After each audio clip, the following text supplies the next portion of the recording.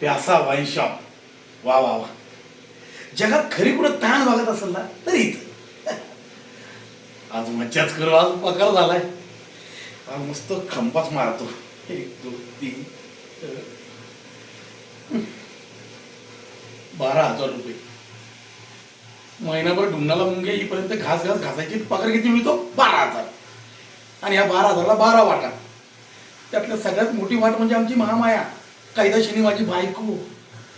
आधी आनंदात होतो, लग्न झालं ना तसा आनंद माझा आठवणीतच राहिलाय. आजार यातले जास्त पैसे काढून ठेवतो, तिला कमीच देतो.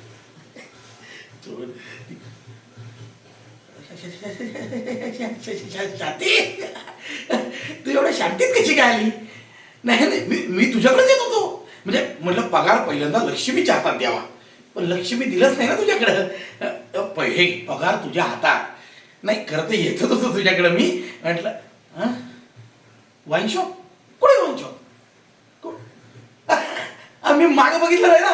अरे वाईन शॉप आहे. हा प्यासा वाईन शॉप. नाही मग हा सगळा पगार घेऊन चाललीस तू?